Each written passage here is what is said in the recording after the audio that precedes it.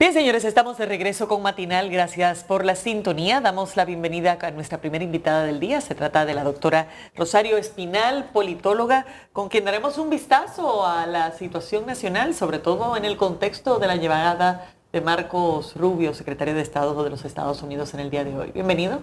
Un placer tenerle con nosotros. Buenos días. Gracias, buenos días. Gracias por acompañarnos. Doctora, esta visita llega no solamente luego de un periplo de Marcos Rubio por varios países de Centroamérica, sino que con el anuncio de la suspensión de fondos para la misión que está teniendo lugar en Haití. ¿Qué expectativa nos deja eso de cuáles pueden ser los cambios de la política exterior del gobierno de Trump frente a República Dominicana y Haití?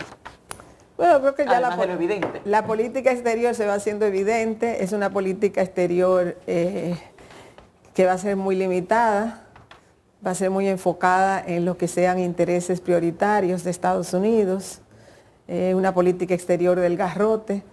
Tú haces lo que yo te pido o pagas la consecuencia. Yo creo que ya son claras esas posiciones, sobre todo con el uso de aranceles como arma política, porque todavía el gobierno de Trump tiene que decidir si los aranceles van a ser un arma política o van a ser una política económica. Eso no está claro. Porque por mucho tiempo él ha hablado de que la producción vuelva a Estados Unidos y que los aranceles tienen como objetivo motivar que las empresas se instalen en Estados Unidos y produzcan allá. Pero hasta ahora el uso que le está dando es más bien político, o sea, de negociación, de meter miedo, amedrentar. Entonces hay que esperar a ver finalmente si la posición arancelaria va a ser va a ser un arma política o va a ser una política industrial. En el caso de Donald Trump, que llega con la idea de que haya paz en el mundo y que terminará las guerras, pero él inicia una guerra mundial, que es esta, la de imponer impuestos, la de enfrentamiento con otros estados, porque en el caso de China impuso aranceles a los productos chinos de un 15 y un 10%. Eso hizo que China hiciera lo propio con el gas natural y otros productos estadounidenses allá en China. Pero eso va hacia todo el continente, hacia todo el mundo. ¿Usted cree que tendremos un mundo convulsionado económicamente con relación a estas medidas? Claro que sí. Vienen años de mucho más convulsión de lo que ya hemos visto, porque va a haber una desestructuración de todo el orden mundial. Y Trump tiene eso como objetivo. No es que eso va a ocurrir de manera casual, sino que hay ya, ahora mismo lo que hay en los últimos años, hay algo, lo que está ocurriendo es parecido a lo que ocurrió hace 100 años. Hace 100 años se produjo la Primera Guerra y la Segunda Guerra Mundial. ¿Por qué se produce? Bueno, uno le puede buscar las razones específicas, pero las razones macros eran porque había un enfrentamiento para ver quién dominaba el mundo. Ahora se está produciendo algo similar. Hay una confrontación para ver quién va a dominar el mundo en el siglo XXI. El siglo XX fue un siglo de dominio de Estados Unidos y ahora, y no era China el actor central, sino más bien, primero era Alemania y después Rusia y Estados Unidos. Entonces, pero sobre todo ya después de la Segunda Guerra Mundial es la confrontación de la Guerra Fría entre Rusia y Estados Unidos, o la antigua Unión Soviética. Ahora mismo ese proceso está en ebullición. ¿Quién va a controlar el siglo XXI? La gente habla de multilateralismo. La probabilidad del multilateralismo es pequeño porque en el mundo siempre alguien quiere dominar. Entonces, tú logras por determinados periodos un cierto multilateralismo, pero generalmente la confrontación es lo que va a dominar. Entonces, no sé por qué se creyeron mucha gente que venía una época de paz, porque realmente lo que viene es lo que está en curso, no es que viene, sino lo que está en curso desde hace ya un tiempo es una situación de confrontación. ¿Cómo se va dando esa confrontación? ¿Cuándo será militar? ¿Cuándo será comercial? bueno, eso lo va a ir determinando el tiempo, pero realmente la situación es muy complicada. Países como República Dominicana quedan en una situación vulnerable. Ojalá que todo el mundo se olvide de República Dominicana, porque esa sería la mejor situación y el mejor escenario, de que las cosas más o menos sigan marchando, pero los países nunca logran un aislamiento total, porque estamos ante una política muy agresiva. Estados Unidos está tratando de reimponerse en la región y en los lugares donde pueda. Por ejemplo, en el Medio Oriente acaba de realmente enfrentarse a Rusia y tumbó a Rusia. O sea, todo lo que se inició con el ataque de Hamas a Israel, la respuesta de Israel, la multirespuesta de Israel, tanto en Gaza como en el Líbano, como en Siria, o sea, todo lo que ha ocurrido en el Medio Oriente realmente le da la ventaja ahora mismo a Estados Unidos sobre Rusia. Y así es que se van a ir, digamos, peleando las cosas. Pero en esta región, indiscutiblemente que la posición de Estados Unidos es más bien de subordinación. Es una política dura internamente también en Estados Unidos. Es un proyecto de supremacía blanca y de supremacía blanca masculina. O sea, hay que ver las políticas que ellos están tomando, tumbar todos los programas de diversidad, de inclusión, de igualdad. Eso afecta a las mujeres, afecta a las minorías raciales, o sea, afecta a todos esos grupos. Entonces, la posición antiinmigrante afecta sobre todo a los latinos, que constituyen la gran mayoría de los migrantes indocumentados en Estados Unidos. Entonces, cuando tú tienes una política de definir al migrante como un criminal, el que no es indocumentado, pero se parece a ese que es indocumentado, también paga las consecuencias. Entonces, es una política, como digo, muy dura, de garrote internamente en Estados Unidos hacia las minorías, donde hay un movimiento masculino blanco que intenta imponerse, parar los cambios que se estaban produciendo para reimponer el poder que ellos consideran estaban perdiendo. El cierre de la USAID en 60 países donde operaba es un retiro de fondos. Lo quieren caricaturizar como sea que si apoyaban grupo LGBT. No, muchas de esas ayudas iban a salud, iban a medio ambiente, o sea, iban a distintas áreas. Los enfermos del VIH, sí, aquí en el país. Los retrovirales, los retrovirales que utilizan los enfermos de VIH. O sea, en los países pobres, ¿quién va a financiar los retrovirales? Entonces eran programas de ayuda que era, digamos, la parte de lo que llaman el poder suave de una potencia, porque las potencias tienen una línea dura y tienen una línea suave. Entonces todos esos programas de ayuda son parte de eso. Estados Unidos entonces retira todos esos programas. Hay países donde la USAID era pequeña, pero hay países donde la USAID era grande. Entonces, bueno, ya anunciaron que se vayan todos los funcionarios a Estados Unidos y que cierran todas las misiones. Lo van a poner dentro del Departamento de Estado, pero será algo mucho más pequeño porque, entre otras cosas, ellos están tratando de ver dónde ahorran. Y a los estadounidenses no les va a preocupar que cierre la USAID. Ellos ni saben lo que es la USAID. Si hacen una encuesta y le preguntan a la gente en Estados Unidos qué es la USAID, ni sabe lo que es. Y si le explican lo que hacen, dicen, no, pero mejor que vengan a ayudarnos a nosotros, no a los de otros países. Entonces, ellos por ahí saben que no pagan un costo interno y pueden entonces recortar personal, recortar presupuesto para destinarlo a otra cosa. Y el tema de Haití, porque, bueno, ciertamente parecería que será positivo estar fuera del mapa para algunos países, pero definitivamente el tema haitiano. Para la República Dominicana, es otra situación. Para la República Dominicana eso representa un problema, porque significa que si no van a hacer ningún esfuerzo con relación a Haití, Haití queda a su suerte totalmente. Entonces, el vecino de Haití es la República Dominicana. Y la República Dominicana nunca ha tenido una política inteligente hacia Haití. Simplemente deportar personas que tú sabes que la van a dejar entrar o que nunca la llegan a deportar porque le dieron 10,000 pesos o 15,000 pesos a un oficial, pues eso no es política. con relación a un país vecino que tiene tantos problemas como tiene Haití. Entonces la República Dominicana ha carecido siempre de una política inteligente hacia Haití. Quizás ahora la República Dominicana entiende que necesita una política inteligente hacia Haití.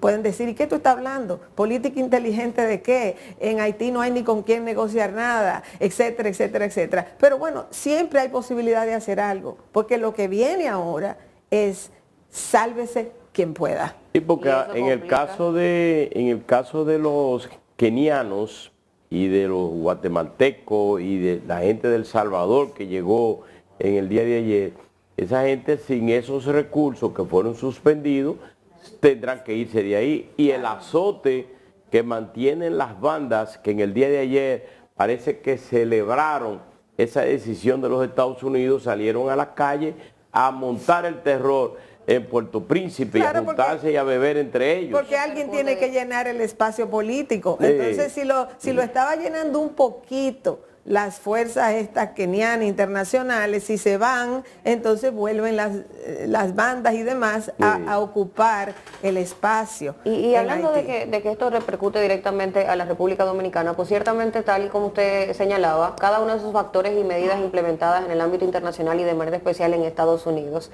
trae efectos directos al país y marca y pone sobre la lupa la actuación institucional del gobierno, que es lo que tal vez puede generar mayores preocupaciones.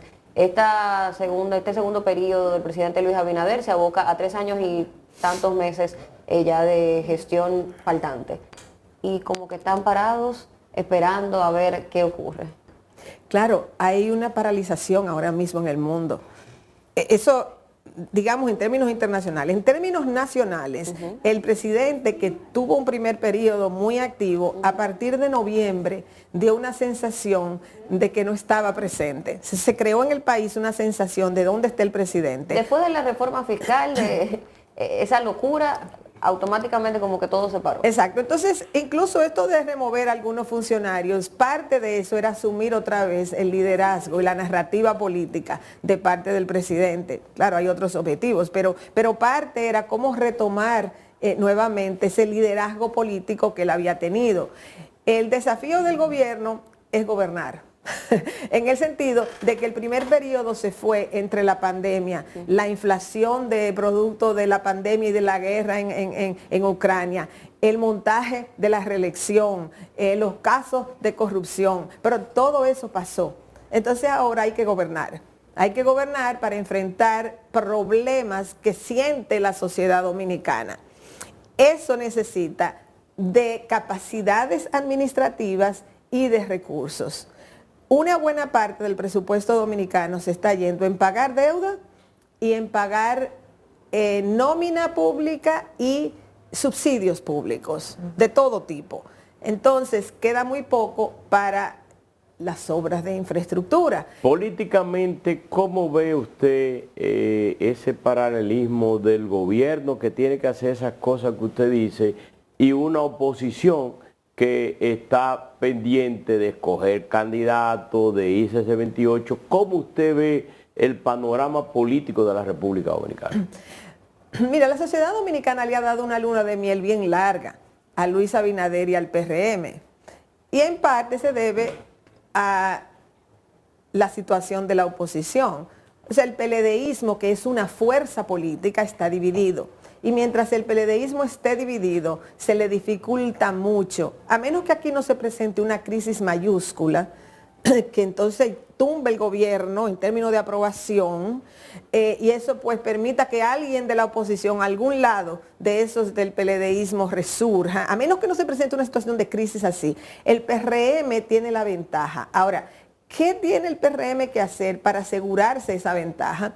Bueno, enviar señales claras de que está enfrentando problemas que la ciudadanía indica que tiene en las distintas áreas, educación, salud, transporte, delincuencia, lo que fuera. Entonces tienen que elegir algunas temáticas y enviar una señal clara de que están actuando, porque al día de hoy, todavía una mayoría de la sociedad dominicana, o por lo menos de la que vota, él le está dando digamos, la ventaja al PRM, y la oposición dividida que se tiene que agotar ahora en que quién es candidato, en todas esas cosas. Además no tiene una voz única, porque está dividida. Cuando usted habla del PLDismo, se refiere a la fuerza del pueblo y al PLD. Claro, es que esos dos partidos son la misma fuerza político-electoral, que ellos están divididos y tienen su fuerza electoral dividida. Eso es muy ventajoso para el PRM. Y hasta que ellos sigan así, mientras ellos sigan así, ellos tendrán que esperar una catástrofe del PRM, es decir, que se presente una crisis en el país, que el PRM se debilite para alguna de esas facciones del PLDismo, entonces colarse. La selección del candidato o candidata del PRM para fines de las elecciones del 2028, ¿pudiera ser un detonante de crisis en ese partido? Bueno, si no lo manejan bien, claro que sí. Ellos deben posponer lo más que puedan esa disputa, porque el año 2025 no es electoral, ni el año 2026 es año electoral. Mientras el PRM pueda posponer esa disputa a lo abierto, digamos. Sí, porque por lo bajo eso está en candela. Pero mientras ellos puedan contenerla, les conviene contenerla, les conviene enfocarse en gobernar a todos esos funcionarios que aspiran. También les conviene una buena gestión del PRM, porque si no, también pagan la consecuencia. Entonces al PRM le conviene manejar bien todo su proceso. El PRM va a enfrentar la prueba de fuego que han enfrentado todos los grandes partidos dominicanos y han fracasado, que es la sucesión de las candidaturas presidenciales. Fracasó el Reformista, fracasó el PRD, fracasó el PLD, entonces le va a tocar el turno al PRM. Vamos a ver si el PRM pasa la prueba para el 28 de hacer una sucesión de candidatura presidencial sin grandes crisis y si la sigue pasando después, porque el PLD la pasó una vez, pero ahí se trancó el juego. Entonces no hay un partido político dominicano que haya podido establecerse, solidificarse, resolviendo el problema de la sucesión de la candidatura presidencial. presidencial. En el caso de las últimas elecciones, se ha visto que no hay empatía en muchos sectores de la población para ir a votar por uno o por cualquier otro candidato. Y estamos hablando de que una votación de un 46% es una votación pero muy disminuida, tomando en cuenta que el país solamente tenía un 28% de abstención. ¿Cómo lograr? ¿O usted ve que eso pueda rescatarse o este es algo que va camino a que sea un 40% como se hace en Estados Unidos, que coge un presidente? Bueno, mira, yo no te puedo responder así con precisión porque nadie sabe lo que va a ocurrir realmente hacia el futuro. Yo pienso que el bajón en la participación electoral, que es una subida en la abstención, se ha debido en gran parte al problema del PLDismo. O sea, es una fuerza política, era una fuerza política muy grande que se debilitó y dejó de motivar, no a su base fuerte, dura, pero sí a un electorado que votaba y que vio el desastre del PLD y decidió abstenerse. Y, por otro lado, esa misma población que abandona el PLDismo, pero que no se siente convocada por el PRM. El PRM ha sido electo con los porcentajes más bajos en relación al padrón electoral. Normalmente los presidentes aquí, todos anteriores, Medina, Fernández, Mejía, se elegían con alrededor de un 35, un 38% del padrón, o sea, del total del padrón. Y Abinader ha sido electo con un 28, 30, 31, 32, por ahí, o sea, más bajo. Entonces, eso es lo que, eso tiene que ver con la abstención, claro está. Claro. Pero el desafío está en cómo volver a hacer las elecciones dominicanas competitivas. En el siglo XXI, las elecciones dominicanas dejaron de ser realmente competitivas. 16 años dominó el PLD. Después sale en el 20 y ahora es el PRM. En todo momento la oposición ha estado dividida, o sea, no convoca lo suficiente. El PLD logró en sus 16 años, a pesar de ser un partido dominante, que la gente siguiera votando. en una cantidad sustancial. El PRM no lo ha logrado y por eso es la abstención. Entonces, ¿hay poca fe en los partidos políticos o en los líderes? ¿Hay poca fe en los líderes, en los partidos políticos? Claro, y sumando a esto, tal vez se suma a todo esto el tema de las candidaturas independientes que tienen a los partidos políticos también bastante asustados. Bueno, no, el tema de las candidaturas independientes, eso será para futuro. Ese no ha sido un tema en el pasado. Será un asunto a discutirse y a ver qué pasa hacia el futuro. Cómo queda. Pero, y es controversial, realmente yo no estoy a favor de lo que ha ocurrido y lo escribí en un artículo. Pero brevemente me gustaría que usted me explicara si hay poca fe en los liderazgos o poca fe en los partidos políticos, porque esa trayectoria que se lleva es peligrosa para la democracia del país. Claro, hay poca fe en los políticos y eso impacta a los partidos, porque las personas no tienen fe en los partidos en un sentido abstracto, tienen fe en quienes dirigen los partidos, en las ejecutorias que tienen si están en el gobierno. Entonces, la gente ha perdido mucha fe y los partidos además se enfrentan no con posiciones ideológicas, se enfrentan: tú eres corrupto, no eres tú el corrupto, tú no sirves, no. O sea, la política ha sido degradada al insulto, incluso dentro de los mismos políticos y dentro de la sociedad ni se diga, porque con las redes sociales todo el mundo ya opina y opina lo que le da la gana y de la manera que quiera hacerlo. Entonces hay, como quien dice, un desborde de la opinión pública, y de la opinión pública no es que ni siquiera analicen y emitan una opinión pensada, es insulto sobre insulto sobre insulto. Entonces es muy difícil para los sistemas políticos sobrevivir esta magnitud de insultos que se da en la sociedad y dentro y entre la clase política. Entonces vivimos en una era de los insultos donde tú tratas de degradar al otro y el otro trata de degradarte a ti. Entonces es una degradación constante que nos lleva hacia el suelo y es muy difícil valorar los sistemas políticos, consolidar los sistemas políticos así. Al final, lo que ocurre es el mano dura. En un momento las cosas se deterioran tanto que siempre surge alguien mano dura. Fíjense que hoy en día muchos líderes de mano dura son los que están siendo bien valorados, porque se degrada tanto el ambiente político, social, que la gente anda buscando quién me organiza esto.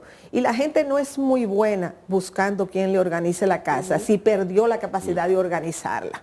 Bueno, muchas gracias. Doctora, gracias por haber estado con nosotros. Despedimos a Rosario Espinal, politóloga, con este vistazo a la situación política y también internacional respecto a nuestro país. Vamos a una pausa, enseguida volvemos.